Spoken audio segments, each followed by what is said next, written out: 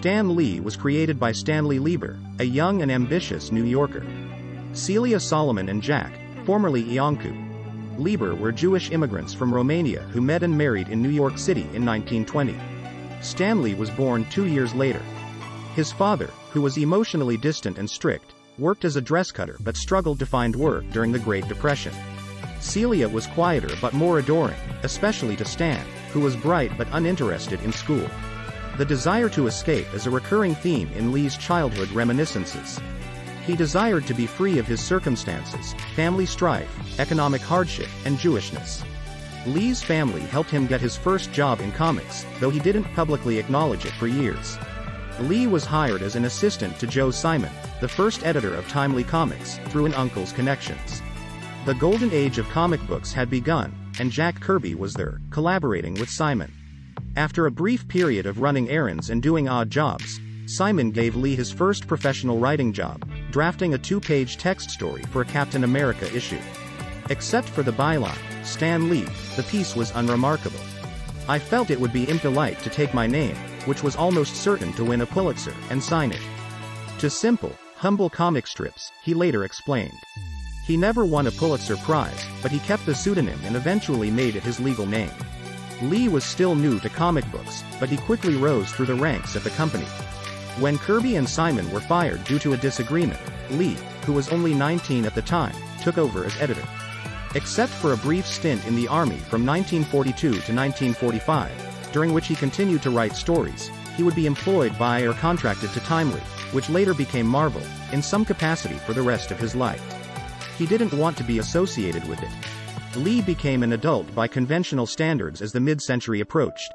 He met and married Joan Clayton Bukic in 1947, then moved from the city to a house on Long Island. 3 years later, the couple had a baby, Joan Celia Lee. Nonetheless, he continued to work in an industry whose products were primarily pulpy entertainment aimed at children. Returning to his old desire for escape, he considered starting a textbook company, freelanced in broadcasting, and worked to get several newspaper comic strips, which were more respected at the time, into print.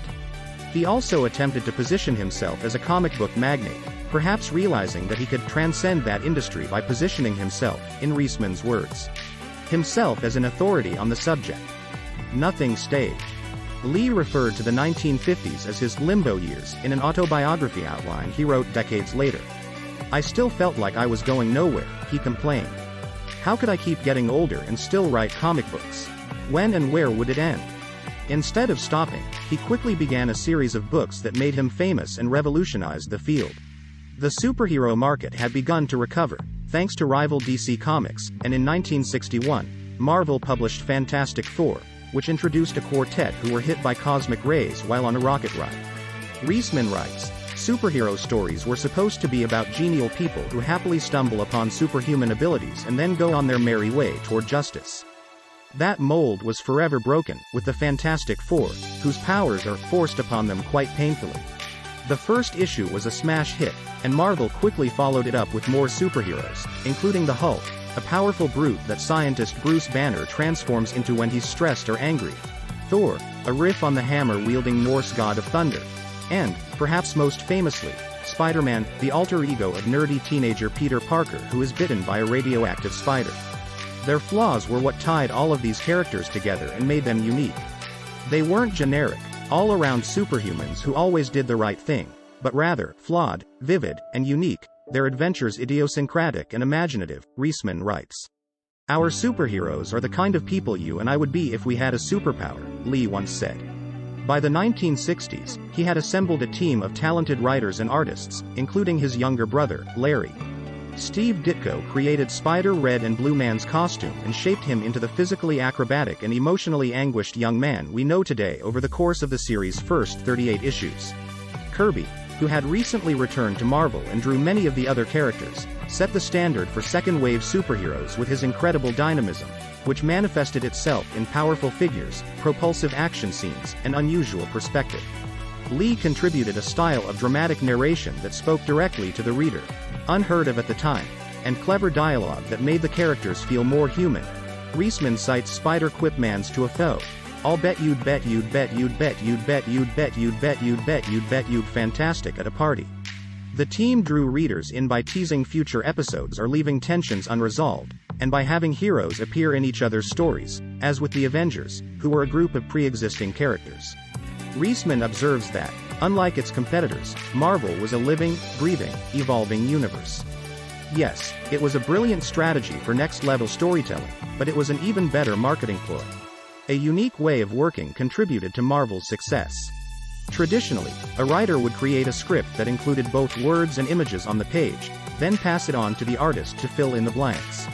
In the Marvel method, on the other hand, the writer and artist started the process with a discussion about character and plot.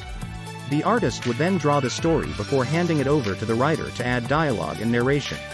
In this arrangement, the artist was more than just a person who supplied imagery to fit a script. He was also a storyteller and writer who had complete creative freedom. I realized that drawing comics from a script was absolutely paralyzing and limiting, says John Romita Sr., Marvel's art director in the 1970s and 1980s. It's the best thing in the world to have the option of deciding how many panels to use, where to show everything, and how to pace each page out. Comic books have evolved into a visual medium. This undoubtedly distinguished Marvel's line from earlier comics. However, it also meant that there was no easily identifiable origin point for any particular idea, just a conversation between two people, who, as in the case of Kirby and Lee, could both claim to have independently created the same characters.